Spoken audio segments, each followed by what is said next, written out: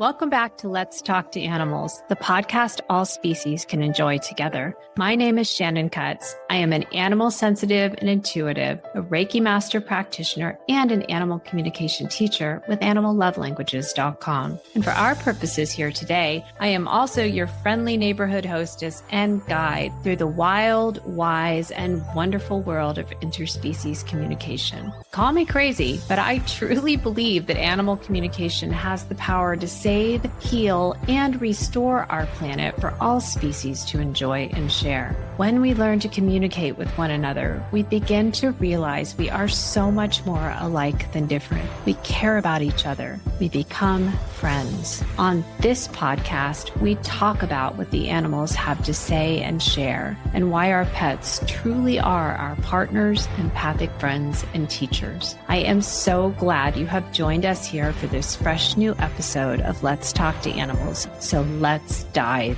in. Welcome back to Let's Talk to Animals. And in this episode, I wanted to share a powerful practice that you can do with your pet that can deepen your relationship in as little as a handful of minutes a day. Now, for this to work in the most powerful way, you will want to dedicate at least a few days in a row to this practice. Ideally, you will want to wrap it into your ongoing daily routine with your pet. Similar to if you have a dog, you walk them. Maybe if you have a parrot, you teach them flight training, or if you have a cat, maybe you give them some personal playtime every day, or if you have a horse, maybe you go on a beautiful trail walk together. So you'll want to incorporate this practice into your daily routine in some way that makes sense for you.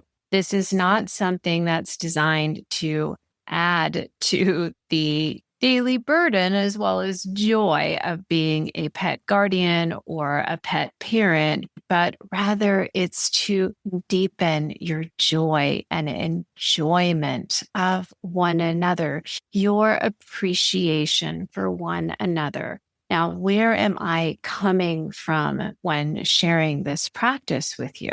A couple different places. Number one, as a former professional pet blogger, I spent countless hours I can't get back researching statistics, data, information about interesting things like how many billions of dollars per year pet parents spend on Halloween costumes, Valentine's Day cookies, Christmas or Hanukkah presents, different types of investments, perhaps, that the end goal is really to say, I love you so, so much. So here's this Halloween costume. Now, some pets, they're fine with it. Our dog is a pretty good sport. Some pets actively dislike it. And so who are we really buying it for? And we have to look at that. And then I also am coming to you from a place of, as an animal communicator, someone who does this professionally, the majority of people, of pet parents and animal guardians who reach out to me are in some degree of emotional distress. Often it's because their pet is entering into their end of life transition. They are actively transitioning, or they are in spirit. And that grief is present. And so often, and I'm not saying anything that I haven't deeply and intimately experienced myself, so often when we go through these types of periods, that guilt can come up, that regret can come up, that self-recrimination can come up, that desire to nitpick ourselves, to look back over our life with our pet, to ask ourselves, did I really show my love in all the ways that my pet wanted me to? Did I do enough? Was I good enough? Was I aware enough to notice And that is so much of the battle that I walk through with my pet parent clients when I am holding space for them to embody the evolution of their relationship with their pet. Because, of course, as a communicator, my position, my stance, if you will, and I am unshakable on this, at least with all of the information that I have available to me at this point in my life, our relationship continues to evolve through and past the physical death process. So the pet, your pet, my pet, they are not their physical bodies. Their physical bodies are very cute. They're very furry and fluffy and feathery, and they have adorable shells and fins and scales and tails and wings and all those wonderful things that we love, we appreciate, and we miss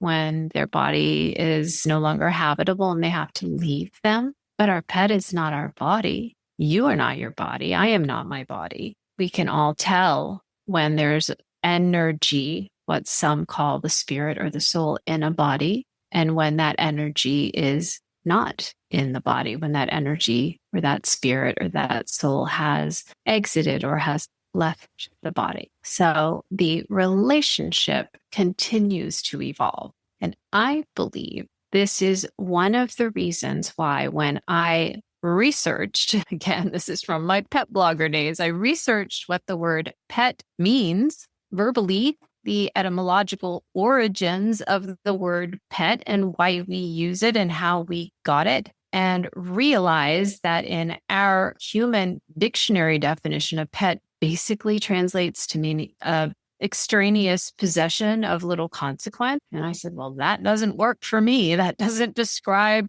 my relationship with my pets. And so I decided as a communicator to revisit that and ask the animals, well, why did you give us the word pet? What does the word pet mean to you? What do you want us to know? How do you want us to define the word pet and your role in our life, in our family? And they said, we are your partners, empathic friends, and teachers. Well, that describes my relationship with my pets very well indeed. And you can let me know in the comments and in your shares if that resonates with you as well. So coming from those two different perspectives, one might even say wildly, diametrically opposite perspectives of we're buying all of these things for our pets so that we can say, I love you. Maybe there are things that our pets really want. Maybe there are things our pets don't really want. Maybe these are things that our pets don't care about, but they care about the one giving them to them. And so we have to take a look at, well, what does my pet really want from me the most? And I want to ask you to just maybe even pause this podcast for a moment and ask yourself that question. Now I'm going to tell you what the pets tell me they want the most. But before I tell you what my exhaustive interspecies research, direct, qualitative, story-based research has informed me with, I'd like you to consider, what do you think your pet wants the most from you? What do you think makes your pet feel the most seen and loved by you? What does your pet look forward to the most every single day? And just consider that. You can try on a role reversal. Just try it on for size. Just pretend for a moment you are your pet and your pet is you. You have your pet's life. Your pet has your life. And imagine if you were your pet, what would you look forward to most in your day? What would you wake up every morning hoping would happen every single day? What would light you up inside if it happened every single day? And what would make you feel completely loved and at peace and so joyful and grateful when you rest your head to go to sleep? If you had gotten that thing from your beloved human that would make your life feel complete, what would it be? Something to think about, right? It's your attention, by the way. Stay with us. We'll be right back. Are you animal communication curious? Have I got something special for you? My brand new Animal Communication Adventure to Mastery program has just launched and you are going to love it. Animal Communication Adventure to Mastery is designed to be a gentle yet thorough, serious yet lighthearted path to interspecies fluency. Learn animal communication from a successful, working, professional animal communicator with a global client base. That's me, by the way. The program pairs beautifully with my ongoing live Animal Communication Adventure Practice Circle for developing student practitioners. Gain the knowledge and skills you need to succeed inside Animal Communication Adventure to Mastery and apply what you are learning when you join us for Practice Circle. If this sounds like just what you've been searching for, head over to animallovelanguages.com and click on programs to join us. It's your time. It's you. Believe it or not, mind-blowingly. I find this mind-blowing, especially when I'm having one of my not so great version of me days. I've really woken up on the wrong side of the perch, so to speak. And yet my pets want nothing more than to spend all of their time with me. Like, I don't even want to spend time with me on those days, but they still crave my company. And that, it just freaking blows my mind. And they don't care what I'm wearing, and they don't care if I bring a new toy with me or even a new treat. Frankly, the old treats work perfectly well, especially for our dachshund, but they're not looking for something else, something more than us, something better than us and our expensive +1 in the form of a Halloween costume or a Christmas present wrapped under the tree or whatever way you celebrate the holidays and whenever you celebrate. They're not looking behind you, even like little kids do, like, what'd you bring me? They're like, oh, you brought me you. Yay, that's exactly what I wanted. And that does blow the mind, doesn't it? Because for most of us, for our own species, if we don't remember, recognize, and somehow mark the occasion of each Hallmark holiday with some kind of financial expenditure, well, chances are good there's at least one other human animal in our sphere of influence that's going to get kind of peeved about that. Well, you didn't remember our fill in the blank, or you didn't buy me a present for that holiday, or our pets, every holiday is every day when we show up to be with them. It's so simple. It's so simple. It's so simple that it's really hard to accept. Like right now, I am batch recording a couple of podcast episodes because I have some free space in my schedule today to do this. And what that means is, for your listening, not pleasure, but simple sanity, I have put my soul bird, Miss Petal, who is the reincarnation of my soul bird of 24 years, Pearl, I have put her in a different room. She's not happy about it, not at all. And she wants to be with me.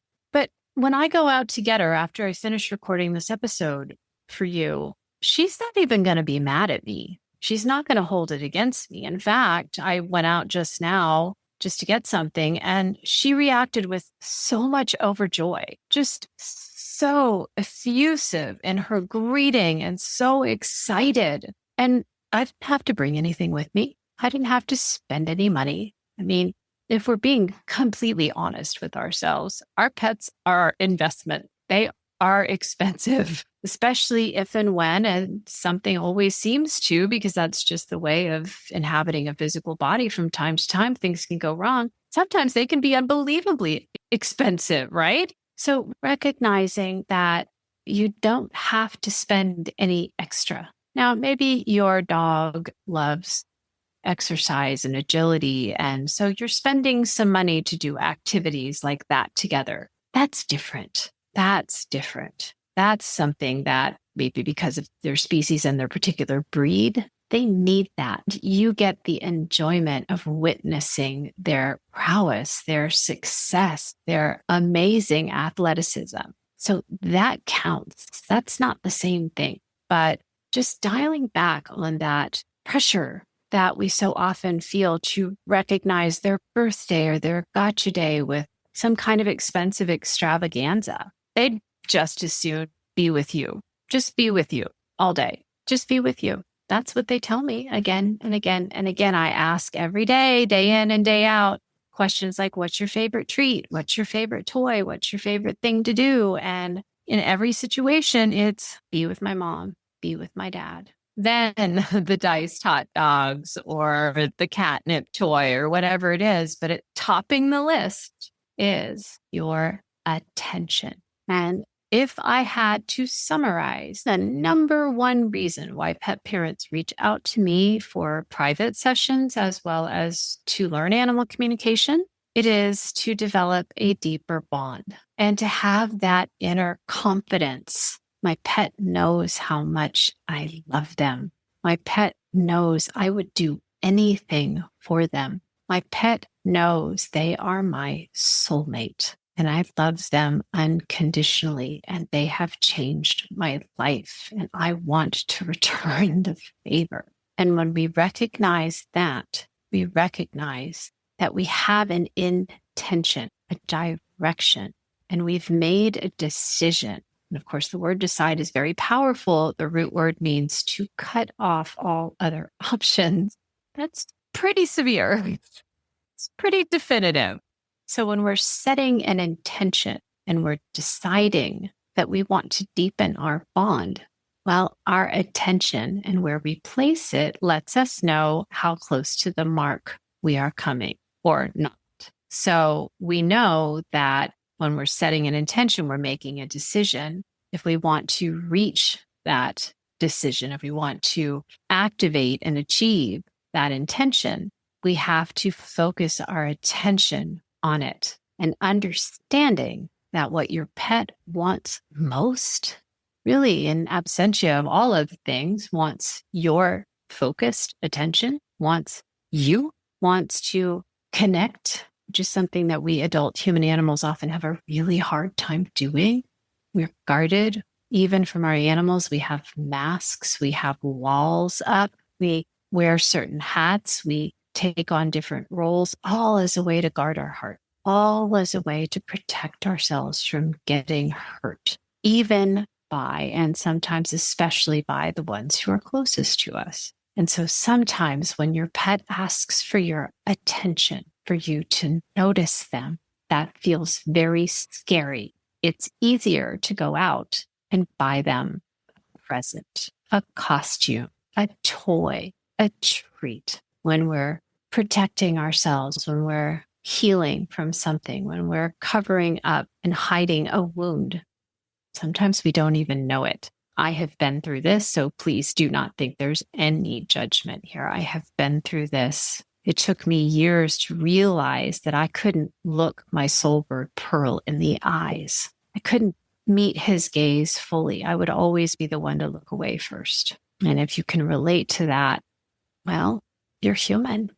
You too have been wounded and you're still healing. And it can feel easier to go and buy your pet something as a way to say, I love you. But just understand that your animal, your pet, is your partner, empathic friend, and teacher. And if there's one being on the face of earth, the afterlife, wherever we're looking, if there's any being anywhere in any time in any dimension who is safe for you to open up with, it's your pet. Now, feeling safe to open up with yourself, that's a topic for a different podcast episode and probably a different podcaster. But just understand that just becoming aware of this and how sometimes we tend to hide behind these actions like buying a gift or recognizing a Hallmark holiday or a birthday or a gotcha day, that's great. Your pet just wanted the same thing that they want every day, which is you, fully authentically you. So practicing this every day is the key. Asking yourself every day to be a little bit more present with your pet, a little bit more open, a little bit more vulnerable, a little bit more honest, a little bit more available, a little bit more transparent. This is the gift. And to help you do that, and I'm going to link it up underneath this episode, I have created a free tool, one of my most popular offerings. It's very simple. It's called 7 Days of Noticing Practice. and it guides you in a very fun and lighthearted way through a 7-day journey of just noticing one new thing about your pet or with your pet or within your pet, or noticing your pet, noticing you, or noticing your pet, noticing your world. So you'll get lots of different prompts and some shares. I play this game along with you, and I share a little video every day of something new that I've noticed about one of my interspecies family members. I had one student recently. She just enrolled in my Animal Communication Adventure to Mastery program, and she is following along with 7 days of noticing as well. And she just wrote to me, and she has been so blown away by this simple little free tool that she has told me she's going to start a journal to keep track of the things that she's noticing as her 2 pets grow up. And this is so fun. When I was little, my mom kept a baby journal for the first few years of my life. And when I got older, she gave it to me. And wow, like I was her first child. And just this time that she spent every day just noticing me growing. And it kind of blew my mind too, because of course, as an adult in her 50s, I don't remember what it was like when I was 9 months old or 3 months old or just popped out of the womb. And so this is that memory that we're striving to cherish every time we purchase something. Oh, I'll make another memory that I can remember. You can just do it now. In fact, I did it with my soulbird Pearl, and it turned into a book called Love and Feathers, What a Palm-Sized Parrot Has Taught Me About Life, Love, and Healthy Self-Esteem. And you can get it on my website, animallovelanguages.com, or you can head over to Amazon and get the Kindle version. So you never know where this practice might lead you, and you won't ever know unless you give it a go and give it a try and experience it with your pet. So I come to you with my open, vulnerable heart to just share that your pet wants nothing more nor less than you, showing up as who you are, as all that you are, and sharing yourself. Yes, your time, yes, your life, but yourself with them. I can also share in closing that the degree to which you can share openly, honestly, vulnerably share yourself with your pet is the degree to which your pet is able to openly, honestly, vulnerably share themselves with you. So where you have walls, you are not only walling yourself in, you are walling your pet out. And this is why I say that learning animal communication, first experiencing, yes, because I was a pet parent who hired communicators first, but also experiencing,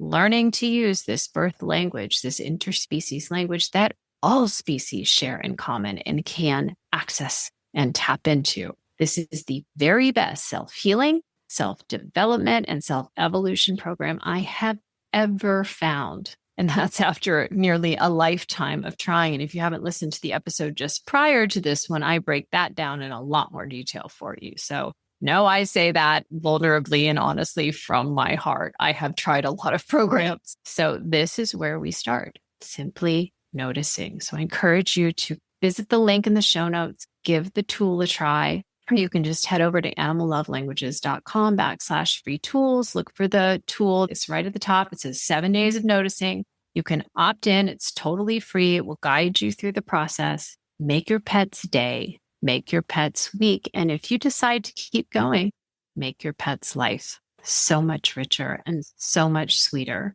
and yours with them as well. So I hope you've enjoyed this episode. Please post your comments, post your shares. Let me know if you're going to give this tool a try, and if so, how it's going. And I look forward to welcoming you back to a fresh new episode here at Let's Talk to Animals very, very soon. Okay, all my love. Bye for now.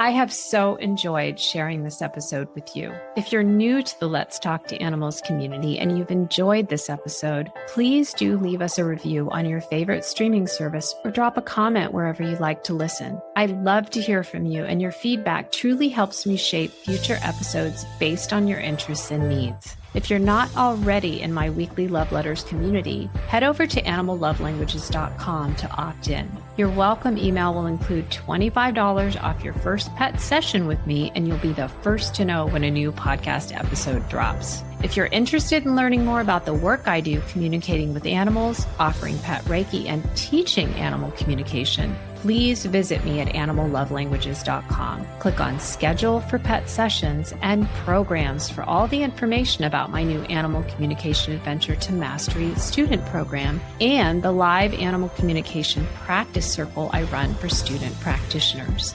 And I look forward to welcoming you back here very soon for a fresh new episode of Let's Talk to Animals. Okay, all my love. Bye for now.